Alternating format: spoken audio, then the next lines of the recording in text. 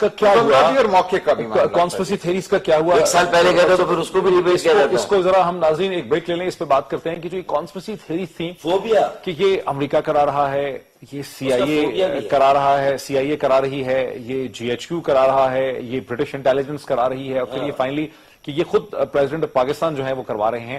تو اگر یہ سب کانسپریٹرز پیچھے تھے تو ان دی اینڈ ہم نے دیکھا کہ لانگ مارچ ہو یا عدالت عظمیٰ, پھر یہ تھا کہ عدالت بھی ساتھ ملی ہوئی, یہ بھی الزام تھا جو شاید عدالت کے بھی ایک ذہن میں خوف ہوگا اس چیز کا کہ عدالت اپنے آپ کو اس سے ڈسٹنس کرنا چاہتی تھی, کیونکہ بارہا یہ کہا جا رہا تھا کہ سپریم کورٹ جو ہے اس کے ایما پہ یہ ہو رہا ہے, سپریم کورٹ ایک فیصلہ کر دے گی, تمام لوگ اس طرح کی باتیں ہوتی نہیں.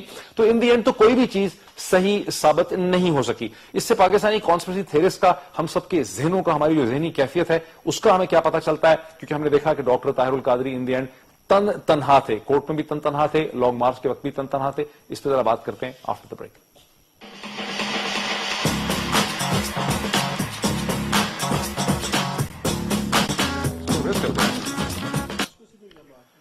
ناظرین ویلکم بیک. ناظرین وقفے سے پہلے میں نے یہ سوال بھی اٹھایا کہ ہم تو ہر چیز کے بارے میں ہمارے یہاں ایک تھیوری ہوتی ہے, ہر چیز کو ایکسپلین کرنے کے لیے ہمارے یہاں ایک تھیوری ہوتی ہے. ہمارے یہاں ایک مفروضہ یہ تھا, بڑا اسٹرانگ بلیف تھا کہ امریکنز یہ سب کچھ کرا رہے ہیں, برٹش کے تھرو کروا رہے ہیں, جی ایچ کیو اور امریکنز ملے ہیں, یعنی کہ سی آئی اے اور آئی ایس آئی مل کے یہ کرا رہے ہیں. پھر ایک تھیوری آ گئی کہ یہ پریزیڈنسی کروا رہے ہیں, یعنی پریزیڈنٹ اور رحمان ملک صاحب دونوں کو پتا تھا یہ مل کے کرا رہے ہیں, اور جو کچھ کنٹینر میں جا کے نیگوسیشن ہوئی یہ تو سب ایک ڈرامہ تھا, حکومت خود ملی ہوئی تھی, پی ایم ایل این کو اقتدار سے روکنے کی یہ ایک سازش تھی. پھر یہ کیا تھا کہ سپریم کورٹ ملی ہوئی ہے, جب ڈاکٹر طاہر القادری نے 13 یا 15 تاریخ کو انہوں نے اسلام آباد میں جب 17 نہیں جب اس وقت فیصلہ آیا تھا, جب راجہ پرویز اشرف صاحب کے حوالے سے سپریم کورٹ کا ساتھ تھا, تو اس وقت یہ کہا کہ سپریم کورٹ ساتھ ملی ہوئی تھی. تو اب ہم نے دیکھا کہ لانگ مارچ میں جب لوگ آئے تو نہ تو جی ایچ کیو سے کوئی ہراول دستے آئے, نہ کورٹ میں جب گئے ڈاکٹر طاہر القادری تو وہاں ان کو کوئی مدد ملی, نہ کورٹ کی کوئی اس میں آشیرواد تھی. تو ڈاکٹر طاہر القادری بہرحال جو کچھ بھی کر رہے تھے غالباً وہ اپنے آپ کو ایک مسیحا سمجھتے تھے اور تنہا تھے. یہ ان کا کوئی ذہنی ایشو تھا کہ ان کا خیال تھا کہ ان کو اللہ تعالیٰ نے بھیجا ہے پاکستانی قوم کی خدمت کرنے کے لیے. تو وہ جو ہماری کانسپریسی تھیریز تھی ناظرین, ذرا اس پہ بھی ہم بات کر لیں کہ وہ کانسپریسی تھیریز جو تھیں وہ کیا تھیں. ڈاکٹر صاحب آپ نے ساری کانسپریسی تھیریز سنی ہے جن کا کہ میں نے ذکر کیا, سب نے سنی ہے, یہ کوئی نئی بات نہیں. دیکھیں کیا تھی یہ ساری کانسپریسی تھیریز. دیکھیں اس کا مطلب یہ ہے کہ کوئی ہوتا تو مدد کرتا. ہاں دیکھیں ایک پوری ٹرم جو ہے وہ ہم ڈیموکریسی کی مکمل کر رہے ہیں, اور یہ پہلی بار پاکستان میں ہونے جا رہا ہے کہ ایک ڈیموکریٹک ڈسپنسیشن جو دوسرے الیکٹڈ سیویلین ڈیموکریٹک ڈسپنسیشن کو جو پاور ٹرانسفر کرے گا. خوشائن بات ہے, لیکن اس کے باوجود بھی ہماری ایک لیگیسی جو ہمیں ہانٹ کر رہی ہے. اچھا ایک تو لیگیسی ہانٹ کرے تو چلے, دودھ کا جلا چھاچ بھی پھونک پھونک کے پیتا ہے تو چلے وہ ہر چیز میں کانسپریسی تھیوری کو دیکھتا ہے. یہ ڈیریلمنٹ آف ڈیموکریسی فوبیا ہے یا کانسپریسی تھیوری فوبیا ہے. اسی زمانے میں اس ملک میں تو ہمیں 5 سال بعد پتہ لگا تھا کہ 2 بیسز ہی جو سی امریکنوں کے پاس ہیں ڈرون. سلمان آپ کی فیوریٹ کانسپریسی تھیوری کیا ہے؟ کہ آج چیزیں ننگی نہیں ہوئی تو کوئی چیزیں تھی نہیں. یہ آئی تھنک سلمان آپ کی کانسپریسی تھیوری کیا تھی؟ کہ ہماری قوم میں بہت فرسٹریشن ہے, بہت ایک بے بسی کا عالم ہے. ہم یہ سمجھتے ہیں کہ اس نظام سے کوئی فلاح ہمیں نہیں ملے گی, نظام کے چلنے میں ہماری فلاح نہیں ہے. اچانک کوئی نمودار ہوگا اور اس کے نمودار ہوتے ہی تمام معاملات ٹھیک ہو جائیں گے, تاریکیاں چھٹ جائیں گی. اصل معاملہ جو ہے وہ یہی ہے کہ ہم نے اپنے نظام کو ٹھیک سے ابھی چلا کر اپنے لوگوں کو دکھایا نہیں. ہمارا نظام اشرافیہ کہیں, میں اس کو مافیا کہتا ہوں, ان کے ہاتھوں میں بالکل ایک محصور اور مجبور ہے, ان کی لانڈی ہے. ہمارے لوگ اسی لیے کسی مسیحا کی جسٹس منیر کا آپ کیا کہنا چاہ رہے تھے؟ اچھا لیکن میں اسے تھوڑا سا زیادہ بھی کہوں گا کہ مسیحا آسمان سے تو نہیں آئے گا, وہ تو اپنے ہاتھوں میں لیے شمع یقین آئیں گے. اب پیغمبر نہیں آئیں گے, ہم ہی آئیں گے, ہمیں ہی سب کچھ ٹھیک کرنا ہوگا. 32 سال کی ان کی جو انویسٹمنٹ ہے, ان کی جس طرح کی بھی فالوئنگ ہے, لیکن جو چیزیں قابل دید ہیں ہم اس کو پازیٹیو سائڈ کو لیں. یہ ٹھیک کہ کچھ باتیں ایسی ہیں جو منفی ہو سکتی ہے, شارٹ کمنگ ہو سکتی ہے, لیکن اب ڈسپلن اور آرگنائزیشن دیکھ لیں, جو ان کے سکولز, یونیورسٹیز, چیریٹی, یہ ساری چیزیں دیکھ لیں. پھر اس میں ایک مڈل کلاس کا ایک رول ہے, تو یہ اور پھر ایک استحصالی نظام کے خلاف ایک واضح موقف ہے جس کے ہم اس کے ساتھ ریلیٹ کرتے ہیں. تو ہم بھی یہ نہیں دیکھ رہے کہ یہ اچانک کوئی مسیحا آ گیا.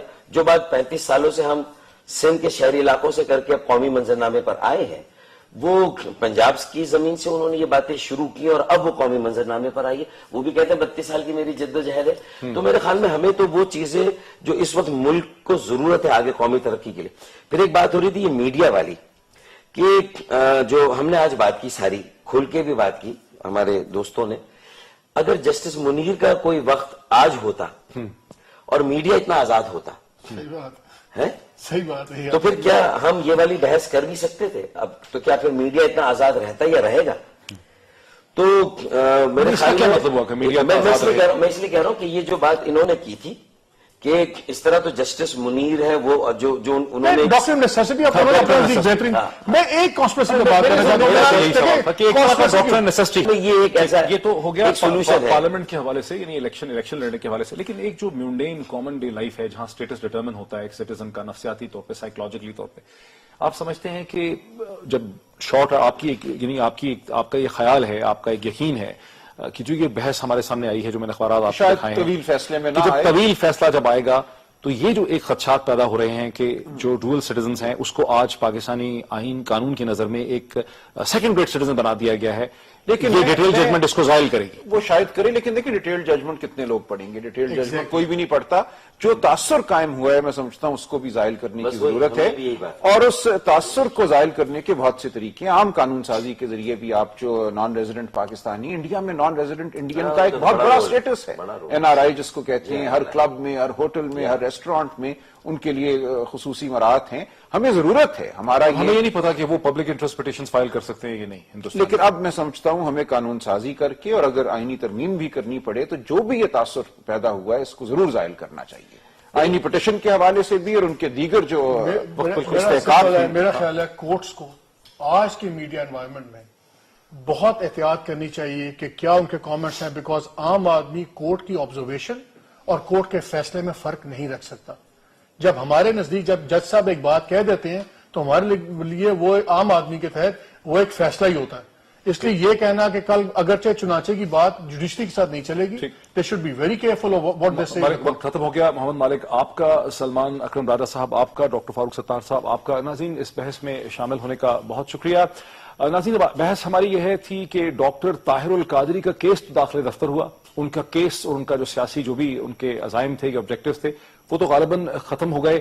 لیکن جو دوسری پبلک ڈیبیٹ ہوئی جسے اخبارات اور میڈیا نے کور کیا، اس سے ڈوئل سٹیزنز کا جو وقار ہے، ان کی جو حیثیت ہے پاکستانی عوام کے سامنے، نفسیاتی جو حیثیت ہے، ان کا جو سٹیٹس ہے، وہ مجروح ہوا ہے. ضرورت اس چیز کی ہے کہ اسے دوبارہ سے واپس لایا جائے، کوئی ایسے مثبت اقدامات اٹھائے جائیں جس کے ذریعے اس ڈیمیج کو ریپیئر کیا جائے. پاکستانی ریاست اور پاکستانی معاشرے کی فلاح کے انٹرسٹ سے یہ صحیح ہے کہ ہم سب عدالتوں کے سامنے کھڑے ہوتے ہیں، کٹہرے میں جا کے کھڑے ہو سکتے ہیں، لیکن تمام ادارے عدالتوں سمیت تاریخ کے کٹہرے میں کھڑے ہیں، اور تاریخ کا مورخ کا قلم جو ہے وہ بڑا ظالم ہے. تاریخ کے فیصلہ کرے گی کہ گزشتہ 3 دن میں جو بحث ہوئی ہے وہ پاکستانی ریاست یا معاشرے کے لیے اس کے مثبت اثرات نکلے ہیں، یا اس سے پاکستانی ریاست کی ویلفیئر کو نقصان پہنچا ہے. بہت شکریہ.